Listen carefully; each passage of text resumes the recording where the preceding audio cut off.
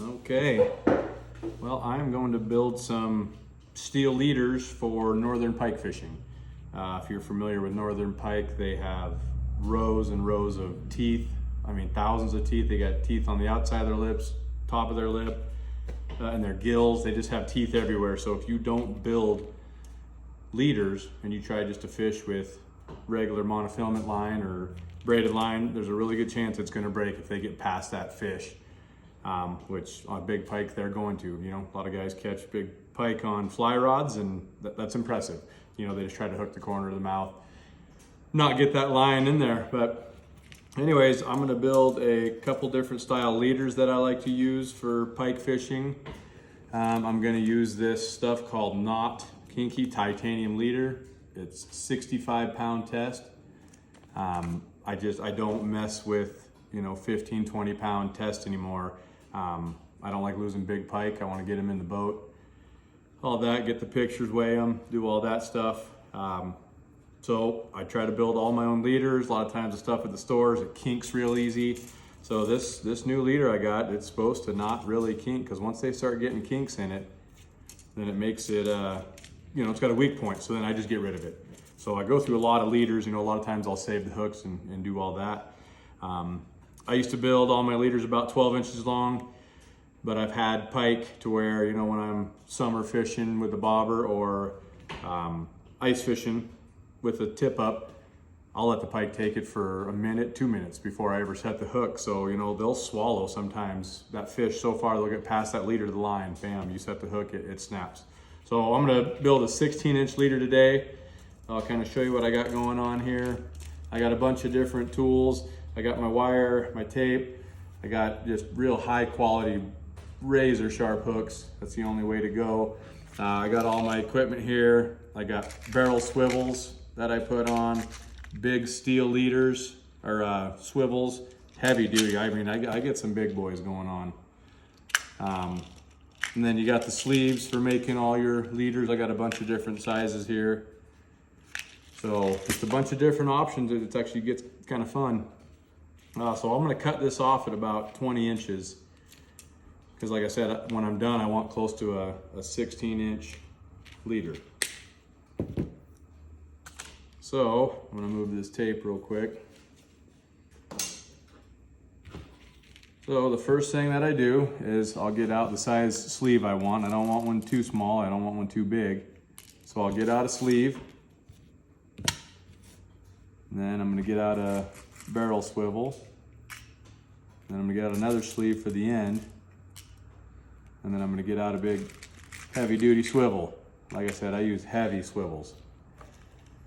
So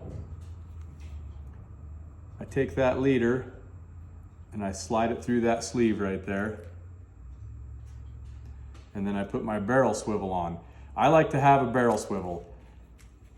They're just meant to move with the line. I know it's one more thing that can go wrong with a big pike, but I like to have the barrel swivel on.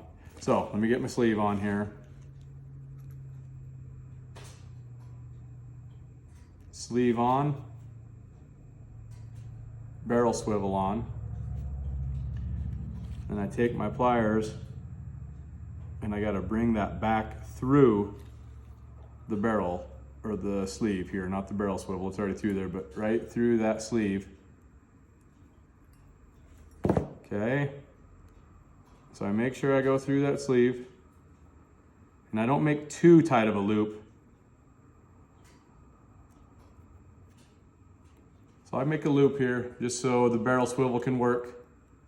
Still has flexibility, it's not too tight. So then I got some crimpers here. So I'm going to tighten down that sleeve. And I make sure it's good and flat. Because I do not want that slipping. If it slips, that could be a 20, 30-pound pike. And we're up in northwest Montana. We got some really big pike, so it's fun. So that's why I build these big leaders. So then you got the barrel swivel, you got your loop. Now I don't like having this much tail through there because that'll just get hooked on weeds and stuff and bring debris up. So I'm going to clip that off a little bit closer there. I still leave a little bit, but not much. So there, so that looks pretty clean. Double check again. Okay, nice and tight. Now, the bottom, once again, put my sleeve on. Remember, this is 65-pound steel leader or titanium. Then I put my swivel on, bring that around, go back through that sleeve, and I'm gonna slide that up until I like the loop. Like I said, about the same size loop. I'll go a little tighter, but then you got room for movement, flexibility.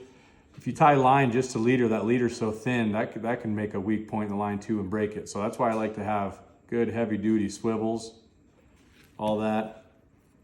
So once again, I'm gonna start crimping that down. You wanna make sure it's really flat. You wanna make sure that those two lines are crimped together. You wanna make it almost impossible for them to separate. So I don't know how well you can see that, but that's tight. Okay, once again, I'm gonna get rid of that excess because that'll just get hooked up on weeds, bring a bunch of debris up to the boat that you don't need. Pike are funny. They're like a freshwater alligator, but at the same time, they're smart. If they see weeds hanging off your bait, stuff like that, they usually don't bite it. They are not dumb. Okay, so I clip that off close. Now, I got a nice steel leader. Heavy, heavy duty. So that, I bet that worked out to being almost over 16 inches. Yeah, so we're almost 19, but I'm fine with that. Like I said, I've had some big pike get past my leaders. Used to make some 12-inch leaders, and by the time they grab the fish and they start swallowing that, they get up past that leader, they'll snap your line in a heartbeat. Okay, so another thing I want to do now is I want to make a splitter, and I'll show you how I make a splitter. So this style leader I like to use summer fishing when I'm using a bobber or whatever, and like a smelt or peamouth or squawfish. That's what I like to use. Then I just use one single leader and I push a treble hook up through the bait. I'll show you here in a sec. Okay, so I'm gonna get about the same roughly. Give me a good bit of leader here. Okay. Clip that off. Tie it back up or you got a big mess.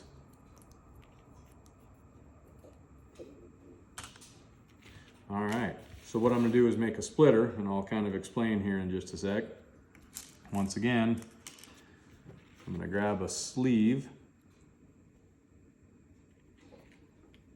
Okay, I got the sleeve on. Now I'm gonna run this one through. And I wanna make sure that they're even.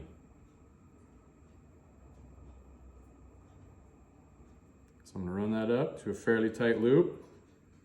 I'm a little bit off here, so I'm gonna adjust.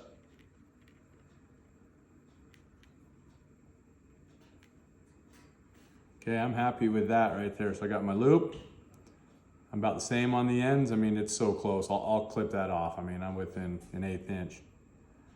Okay, so once again, grab my crimpers. And I make sure they're good and flat. Don't want those lines pulling tight or separating at all. Okay, so now I got this nice loop here.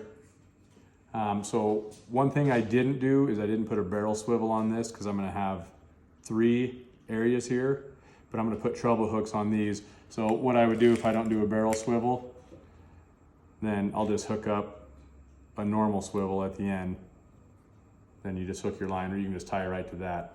So no big deal there. I got that done like this. So now I'm gonna use some brand new hooks here.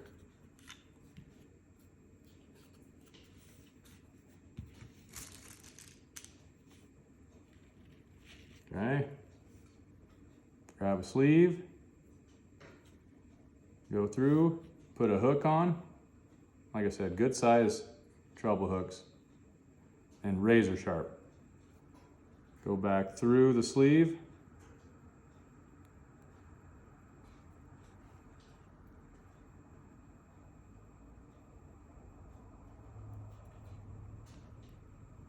Okay, I like that loop right there. Good loop. Got the treble hook on, crimp it down flat.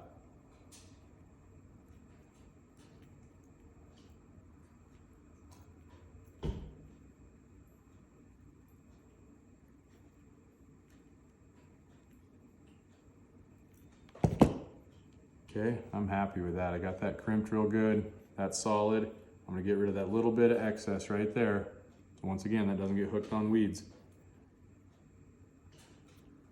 Okay, so now the other side, here's where I wanna make it the same length. So now, take another sleeve, run it through, run your treble hook through, brand new, sharp every time. So here's where I want to make sure I'm the same length. Just a little more. Okay, I'm happy with that. So there's my two loops.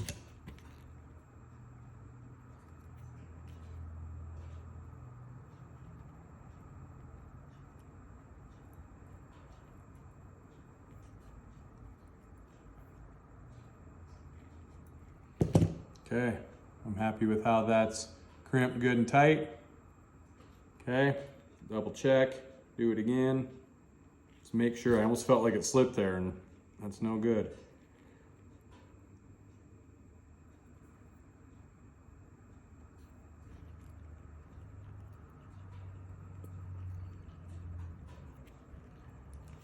Okay, so now, like I said, I'll hook a swivel right to that. You can either tie the swivel to your line and then hook it up, or do it now. And I use these swivels, I mean, they are a bugger to get off and opened up, but that's what I want. I don't want a pike straightening these out. So they hook around each other, really heavy duty. So then you go through there, make sure that goes all the way around. Like I said, especially when your hands are cold when you're ice fishing. So now you got the swivel there, ready to go. Got the splitter. So what I do with the splitter, this is when I'm sight fishing, when I'm in an ice house, 8, 12 feet of water, somewhere in there, where you can see the pike swimming around and take it. So let's say this is my bait, which I like to use smelt.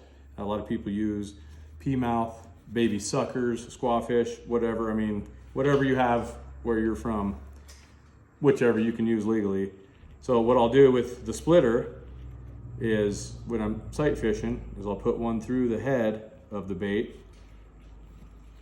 and then I'll take the other end and I'll go like just past the dorsal fin and I'll put it through the bait. So now when you're sitting there fishing, the fish lies nice and level,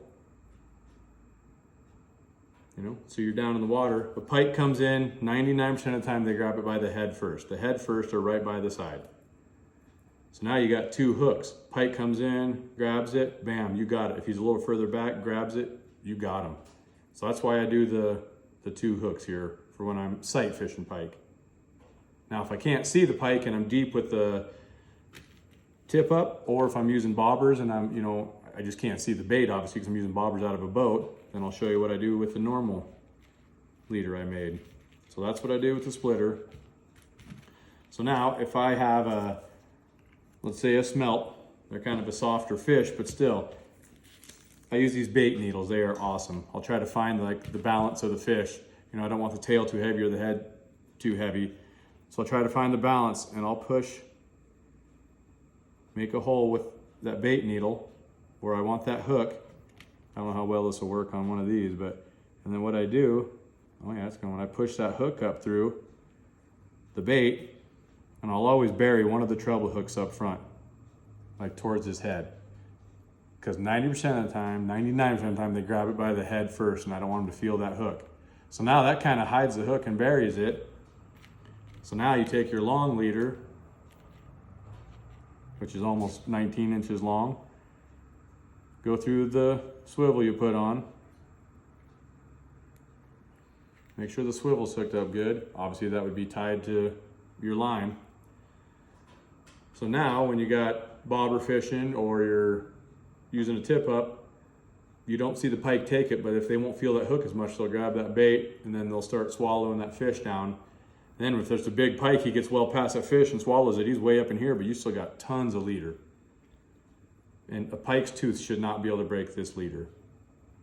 So that's what I do with these steel leaders that I make. Splitters, if I'm sight fishing, if I watch the pike take it, as soon as they grab it, bam, set the hook. Because they'll feel the hook sometimes and they'll spit it out. They don't like that. So that's where I try to bury the hook. Sometimes if you have smaller bait, I'll get smaller treble hooks. You know, that way, once you push up through there, they're not so visible and the pike don't feel it and spit it out. That's what happens a lot of times. You'll see your tip up go up, your bobber go under, and then you don't see nothing. I think they feel the hook, spit it out, they didn't like something.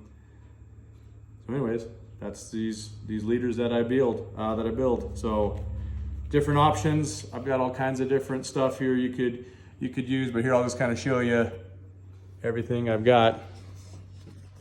Like I said, there's all kinds of different sleeves, different thicknesses, different big old swivels, barrel swivels, all kinds of different size hooks, bigger hooks.